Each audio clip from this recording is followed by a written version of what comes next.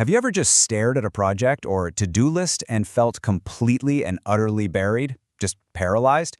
If that sounds familiar, then this one's for you. Today, we're going to dig into a really powerful, science-backed way to tackle those huge, overwhelming goals by starting incredibly small.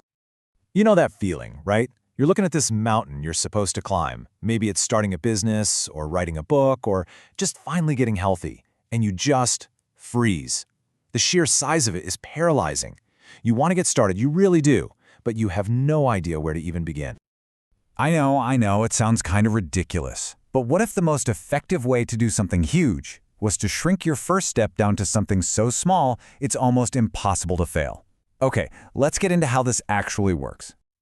So, first things first, why do our big, bold, ambitious plans so often just fizzle out? Well, it's probably not what you think. It has less to do with willpower and a lot more to do with how our brains are wired. Think about your brain as having two different modes. You've got the planner, that's your prefrontal cortex. It's the part that makes conscious, difficult decisions. It's powerful for sure, but it runs on a battery that drains really, really fast. And when you try to make some massive change, you're relying entirely on the planner and you just burn it out. But then you've got the autopilot, your basal ganglia. This part handles all your automatic stuff, like brushing your teeth. It runs on fumes, it takes almost no mental energy. The whole secret here is to move new behaviors from that energy-guzzling planner over to the effortless autopilot. So, if going big just leads to burnout, what's the alternative? Well, it's all about a strategy called small wins. And I love this definition from organizational psychologist Carl Wick because every word matters. A small win isn't just any old tiny task, it's concrete, you can see it, it's real. It's completed, you can check it off the list and say done. And, this is key, it's of moderate importance. It's a real step forward, not just you spinning your wheels. And this is how it looks in the real world. You're basically lowering the barrier for entry so low that it feels silly not to do it. You don't feel like running a marathon today? Fine. But can you just put on your running shoes? Probably. You're too overwhelmed to write a chapter? Okay. Can you write one single sentence? Of course you can.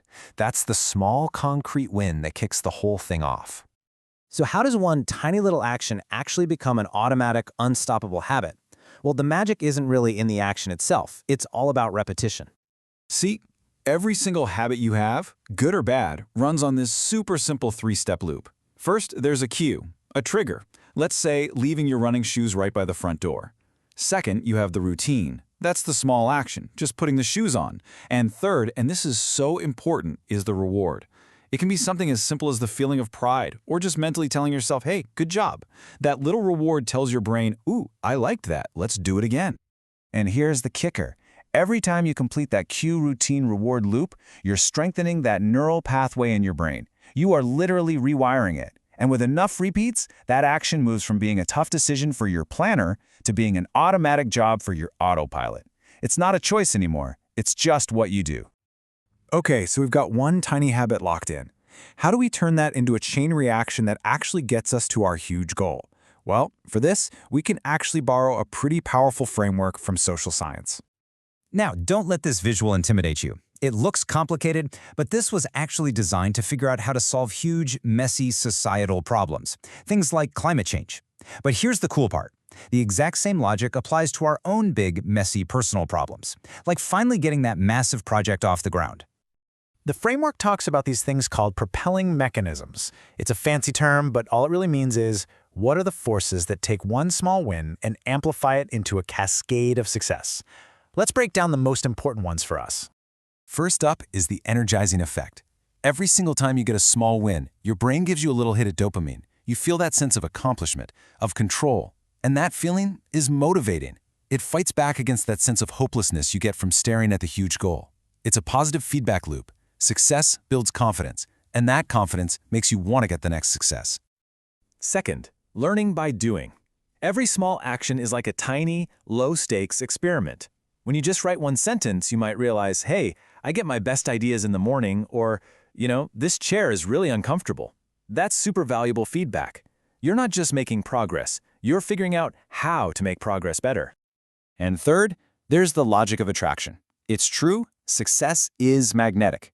When people see you making progress, even small progress, they're more likely to offer help or encouragement. But you know what's even more important? It attracts your own belief. It starts to silence that little voice in your head that says you can't do this, because you have cold, hard proof that you can. So let's bring this all home.